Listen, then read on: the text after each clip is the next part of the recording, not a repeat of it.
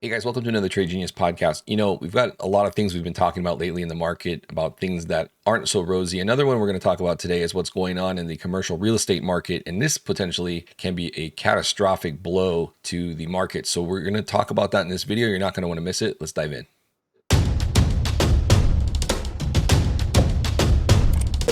Trade Genius. Hey guys, really briefly before we jump into this video, appreciate all the likes and subscribes. And if you can ring that notification button, that really helps us out. In addition to that, if you guys don't mind, head over to tradegenius.co. Check out our specials we have over there. We're running our February specials. There's a number of different specials with different packages for all different experience types. If you're more into education, we have a package for that. If you just like to get into the room, primarily, we have a package for that as well, where you can see where we're calling out trades and things like that live and also posting signals into our Discord signal rooms. So check it out, tradegenius.co. Appreciate you doing that.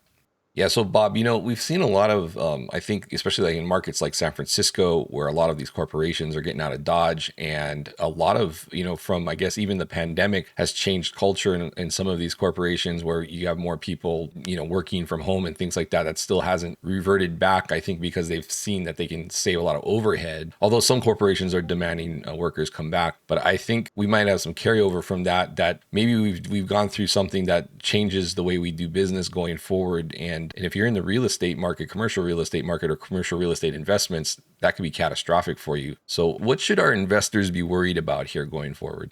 To me, this is the slippery slope because most of the loans here are probably bank loans. Okay, and what companies are doing now is that we just talked about it regarding labor really driving higher, and so companies have very few places in which to walk away from expenses, and we're seeing two trends here, right? You're seeing a trend away from the urban core, number one, and you're seeing a trend away from blue to red, and so you're going to have, I think, a lot of what I would call abandoned assets in the high cost blue states, and that are probably carrying loans on these commercial real estate. And we're already seeing the gating. As you know, a lot of these hedge funds that have been funding these projects are starting to gate their investors. And what gating means is that when you request your money back, they tell you you can't get your money back, and you become captured. You become a long-term investor. And this happened to me personally a while back, where I did a personal private hard money loan to a commercial property that got caught up in the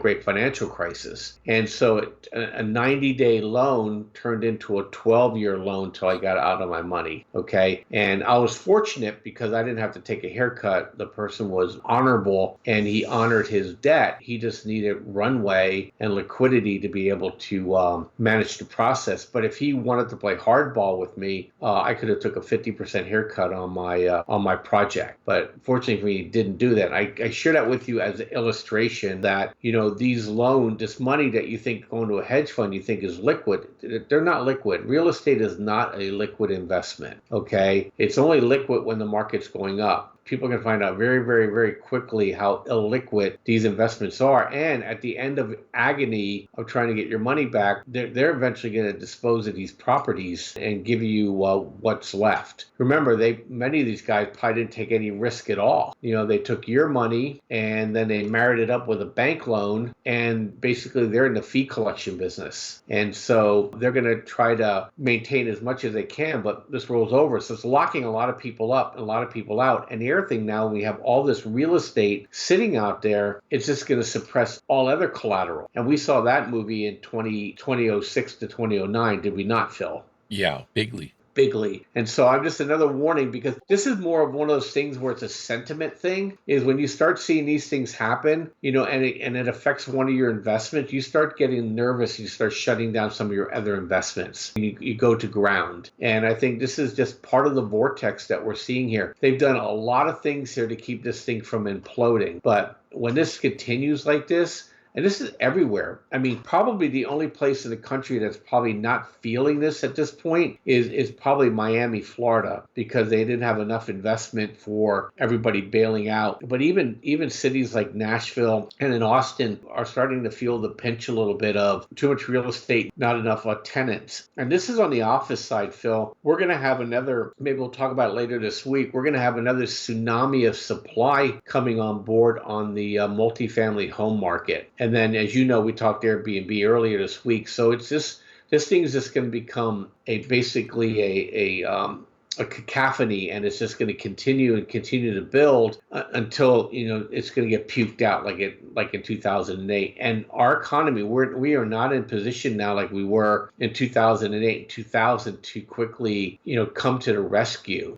Politically we're divided now, and there's no way the Republican House is going to let the Biden administration off the hook, whether it's good or bad for the economy or the world or the right thing to do. That's all irrelevant when it comes to politics, as we know. And then number two is that the workforce is decreasing. So you don't even need these people anymore. And a lot of people, I think, what they say, almost 20% or 25% of people under 25 are still living with their parents. So the demand is drying up at the same time supply is coming online. It's going to become a big problem. So I want to kind of share that with everybody. It's just another thing, guys. But don't believe the hype here that happy days are here again. We got to go through this purge before we get out on the other side and to make some real long-term money. Yeah, and I'll leave everyone with this thought too, is that the Federal Reserve just about owns the entire mortgage-backed security market. That means they own most of the mortgages in existence, and I don't think a lot of people grasp that. And the Federal Reserve is rolling off their balance sheet, which means they're giving back all of the distressed assets that they've been holding on to free the banks up so that they can meet their collateral requirements as the regulations specify. But they're not walking away from, or what they're not giving back, is the MBS, the mortgage-backed securities. And the reason for that, I think, is because they realize that this market is extremely fragile. Now, that's not only homes and single family dwellings, it's also commercial real estate. And so if they walk away from that market and they start giving back or selling back the mortgage-backed securities, you'll see interest rates spike for mortgages because they have an inverse relationship, not only with the 10-year note, but also if you look at the MBB ETF, which is the mortgage-backed security ETF, that has an inverse relationship with mortgage rates. So the more the Fed sells back to the market, these MBSs that they're holding, that drives the price of MBB down and drives the price of the mortgage rates up. That's the current way this game works. And so by doing that, you're also going to have more stress on the housing market than there already is from collapsing demand and collapsing Airbnb type business revenue and all these speculative properties. So I think that's a part of the puzzle here too that people don't realize, is that unless the Fed is there, this whole thing is on the verge of collapse continuously for a while now. So it's very fragile, like Bob said. And I think that, it's easy to get caught up in the stock market going up, but in reality, the dam has massive cracks. And if they don't really drop the shenanigans here and start addressing some of these structural issues, we're going to end up in the same situation, like Bob said, back in the great financial crisis. And all of a sudden, you're wondering if the ATM machines are going to work again. That's why when we talk about these things, we're talking about defending yourself on that stuff. And, there's the inverse ETFs, right? Or just several different ways you can insulate yourself from the potential drop in this market. And I think you have to be hedged. You have to have running hedges to the downside in this market right now until we get through these next several months. Yeah. And you want to take a look at, like SRS as a double short ETF for real estate. So there are different ways you can protect yourself. There's also a couple like Simon Property Group, the mall operator, might be a good place to hedge with puts and things like that as well. So maybe we'll look into that later this week, Phil. But on the real estate side, it's not nearly as liquid to protect yourself other than not being in it at this point. And so, good luck to people that are holding it. And I know there's some pockets of areas that are doing well. But wherever there's out migration, like California is probably screwed, New York's screwed, Illinois screwed. Those areas that's where a lot of the money is, so to speak, and it's going to become a problem. So just be careful out there, because it's going to affect people's attitudes, and it's going to make the politicians more ornery too. And they tend to make dumb mistakes when they get put against the wall here of lower tax receipts. So I think we're in for a bumpy ride. Agreed. All right, guys. Well, that's going to do it for this episode. Thanks for watching. Please hit that like and notification bell, notification on all if you can. Then you'll get all of the alerts for our videos, which we do about 6 times a week. Thanks for watching. We'll see you on the next one. Take care.